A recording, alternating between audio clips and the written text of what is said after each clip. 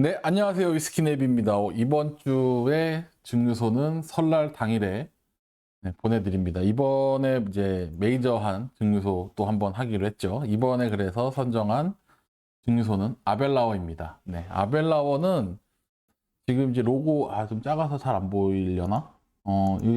그 로고 잘 보시면 1879년이라고 되어 있습니다. 실제로 아벨라워 증류소는 1879년은 아니고 1825년에 세워지게 됩니다. 이 1825년에 제임스라는 사람과 존 그랜트라는 사람이 그 증류소를 설립을 해요. 1833년까지 운영을 하다가 아벨라워 증류소를 버리고 딴 데로 갑니다. 어디로 갔느냐?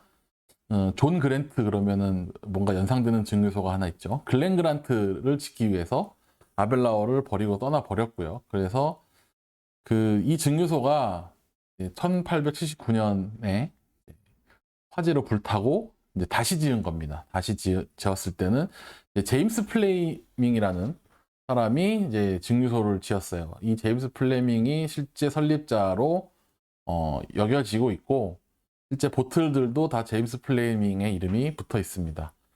아무튼 이 플레밍 이 사람은 이제 예전에 증류소들이 그랬던 것처럼 말 그대로 공장을 지은 게 아니라 이 마을을 지은 사람입니다. 대부분 증류소들이 이 커뮤니티 공동체를 굉장히 중요시해서 뭐 마을 회관, 학교, 뭐 병원 이런 것들을 굉장히 같이 짓거든요.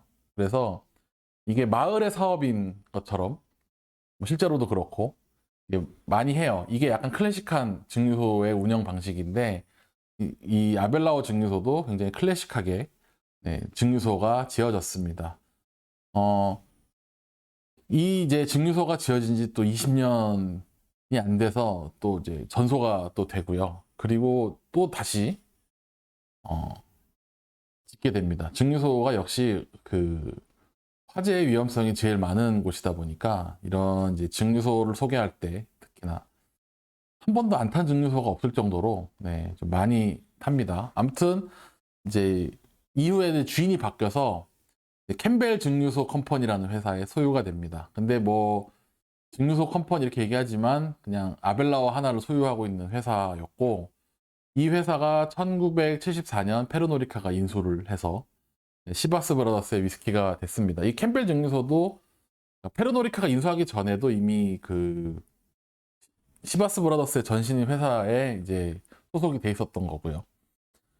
아무튼 이제 이 아벨라워 증류소는 약간의 피트가 들어간다고 알려져 있습니다. 다만 피트 향을 느낄 정도는 아니고 약간의 그 풍미를 위해서 적절히 사용한다고 알려져 있어요. 그래서 플로어 몰팅을 이제 하다가 언제 그만뒀냐면 1962년도에 플라워 몰팅을 중단을 합니다.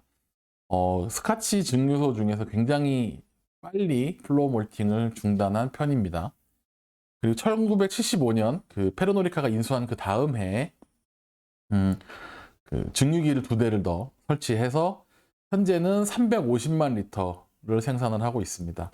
이 아벨라워가 보통 이제 스페이사이드 지역의 이제 위스키들이 증류를 오래 해서 좀 프루티함을 많이 살린 위스키들을 생산하는 반면에 아벨라워는 48시간 정도의 발효 시간을 가져서 프루티함도 있지만 적당한 그런 고소한 맛, 몰티한 맛을 좀 추구한다고 알려져 있습니다. 기존에는 굉장히 쉐리 위스키로 명성이 높았어요. 지금 어, 맥켈란이라든지 뭐 그런 쉐리 캐릭터로 유명했던 증류소들과 경쟁을 하던 이제 증류소였는데 최근 들어서는 그 조금 아메리칸 오크 특히나 이제 버번 배럴의 사용 비중이 좀 높아지고 있습니다. 기존에 발매했던 위스키들은 대부분 쉐리 숙성이었는데 현재 나오는 것들은 더블 캐스크 형태가 좀 많습니다. 그 더블 캐스크인데 이게 어떤 거는 이제 버번이 들어가기도 하고 어떤 거는 아메리칸 쉐리가 들어가기도 합니다. 근데 최근의 평가는 약간 혁신 제품의 그런 경쟁력을 높이기보다는 마케팅에 좀 중점을 두고 운영하고 있지 않나라는 비판도 적지 않게 듣고 있긴 합니다. 지금 이제 아벨라워 같은 경우는 국내에서 이제 면세점에서 아벨라워 아브나흐가 굉장히 유명세를 텄죠. 근데 사실 현재 아벨라워 아브나흐가 이제 면세점에서만 팔고 국내 시장에도 있긴 있으나 가격적인 그런 메리트가 높지 않아서 면세점용 그런 제품으로 많이 인식이 되고 있어요. 좀 안타까운 현실이긴 한데 이게 좀 위스키를 예전에 드셨던 분들은 아시는 것 중에 하나가 이 아벨라워 아브나흐가 예전에는 맥켈란 캐스크 스트렝스 제품과 경쟁을 하던 시리즈였습니다.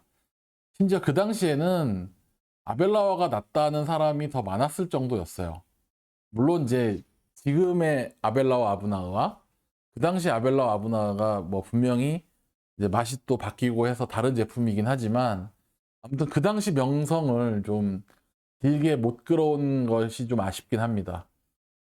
일단 이제 오피셜 제품들 간단히 살펴보면 요번에 이제 아벨라워 증류소가 2020년 들어와서 라벨이 전부 바뀌었습니다. 라벨이 전부 바뀌어서 새로운 라인업들을 출시를 하고 있어요. 이 중에 이제 제일 엔트리급이 이제 트리플 캐스크라는 너네이징 제품입니다. 40도짜리. 그리고 12년이 더블 캐스크 제품으로 나오는데 이게 좀 특이한 게 버전이 두 가지입니다. 하나는 48도짜리, 하나는 40도짜리. 근데 48도짜리는 제가 검색을 해봤는데 이게 그렇게 많이 안 풀린 것 같습니다. 찾아봐도 독일 정도에서나 보이는 정도고 그 이후에도 뭐 14년, 16년, 18년 이렇게 나오고 있습니다. 특히 18년이 좀 말이 많았습니다. 18년 같은 경우는 43도인데 예전에는 지금 이 사진 오른쪽에 보시면 이 18년 제품이 500ml로 나왔었습니다. 500ml로 나왔던 데다가 가격이 한 15만 원 정도였어서 이거는 조금 가격을 좀 더 받고 싶다는 열망이 제품에 담겨 있지 않느냐라는 비판을 엄청나게 많이 들었었거든요. 그래서 실제 가격도 비싸고 판매량도 그렇게 좋지 못했던 걸로 기억을 합니다.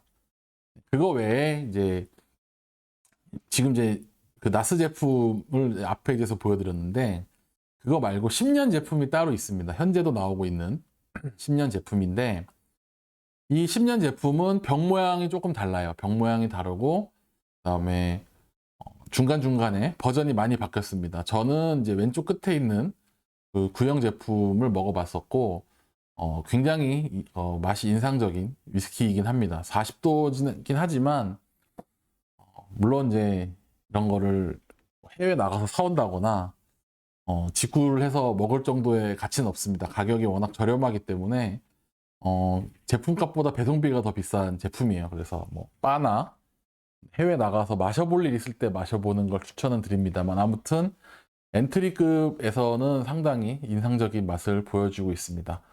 그 다음에 이제 아까 설명드렸던 그 아벨라와 아브나흐 이 제품은 정확하게 2000년에 이제 첫 출시가 됐어요.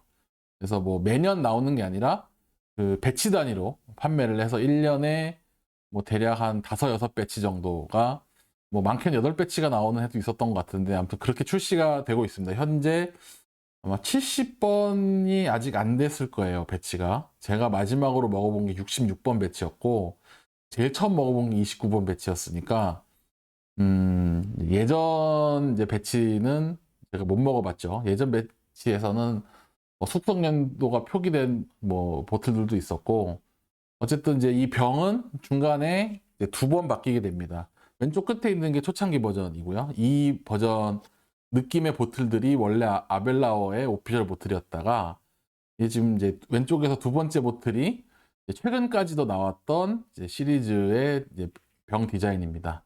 그리고 세 번째부터가 최근에 나오고 있는 그런 배치 제품들입니다. 이 아브나흐 인기가 워낙 많다 보니까 이 아브나흐에서 이제 원래는 이제 스페니시 쉐리 오크거든요. 이 스페니시 쉐리 오크인데 그 아메리칸 오크, 퍼스트 필 아메리칸 오크를 써서 만든 아브나흐 알바라는 제품을 지금 출시를 하고 있습니다. 이게 제가 배치원 발매 때 먹어봤는데 굉장히 인상적인 버번 캐스크 위스키였습니다. 다만 이 친구도 이제 이렇게 굳이 무리해서 먹기에는 좀 굳이라는 정도의 느낌이긴 합니다만 아무튼 굉장히 국내 면세점에 들어와도 저는 사 먹을 것 같긴 합니다. 뭐 그러나 국내 시장 특성상 쉐리 캐스크만 엄청 팔리겠죠. 네, 아무튼 이 알바는 뭐 아시는 분은 아시겠지만 아메리칸 오크의 학명을 뜻하는 케르케스 알바에서 따온 이름입니다. 그 다음 옆에 있는 거는 이제 요 아브나흐가 약간 도수가 높아서 좀 부담스럽다고 생각하는 고객이 있을지도 몰라라고 해서 나왔는지 어땠는지 속사정은 모르겠지만 아무튼 그런 느낌으로 출시한 이제 캐스크 안남이라는 보틀입니다. 이 캐스크 안남은 이제 게일어로 레어 캐스크라는 뜻이고요. 이게 유러피안 쉐리, 아메리칸 쉐리, 그 다음에 아메리칸 버번 3종을 섞었다고 알려져 있습니다. 요거는 도수가 48도짜리고요. 이게 면세점에 있습니다만,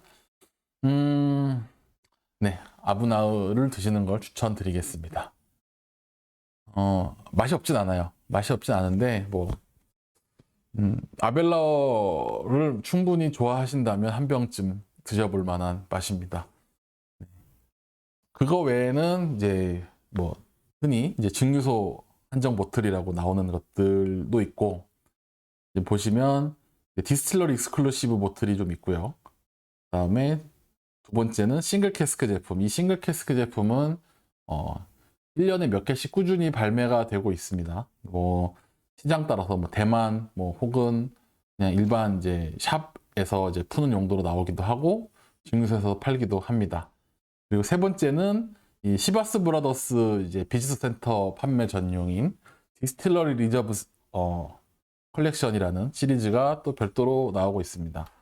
이 아벨라워도 비지터 센터가 있기 때문에 그 비지터 센터에 가면 대략 한 4종에서 8종 정도 매년 출시를 합니다. 그래서 10년 정도부터 이제 20년 후반까지, 중반까지 이제 이 500ml 보틀로 출시되는 보틀들이 있고요. 가격은 매우 비쌉니다. 네. 비싸지만 뭐 일단 증류소 기념품이라고 생각하고 사가는 용도라고 보시면 되겠습니다. 그 다음에 이제 독립병입자들로 활발히 나오는 편이긴 합니다. 다만 이게 우리가 일반적으로 알고 먹는 독립병입자에서 나오는 증류소와는 달리 그렇게 엄청 많이 나오진 않아요. 나오긴 하는데 뭐 예를 들면 맥켈란 이런 데처럼 엄청 적게 나오는 것도 아니고 그렇다고 뭐 프릴라나 이런 애들처럼 엄청 많이 나오는 것도 아니고 나오긴 나오는데 일단 가짓수에 대비해서 뭐 가격은 그렇게 나쁘지 않은 정도의 가격으로 만나볼 수 있습니다. 다만 이제 이 쉐리 캐스크를 사용한 독립병입자는 그렇게 많지는 않다는 거 참고해 주시고요. 보시면 대부분 뭐 리필 캐스크들이 많죠. 뭐 리필이어서 뭐 맛없다 이런 건 절대 아닌데 아벨라워 자체가 원주를 구하기는 쉽지 않은 걸로 제가 알고 있습니다. 그래서 간간히 나오는 애들로 만족을 해야 되는 그 정도 수준인 것 같습니다. 다음 주에는 원래 비주류 증류소를 해야 되는데 이제 슬슬 이제 유명한 메이저 증류소가 떨어져 가서 고민 중입니다. 어떤 식으로 다시 구성을 할지 고민을 좀 해보고 그래도 다음 주에는 또 약간 마이너한 증류소로 찾아뵙겠습니다. 감사합니다.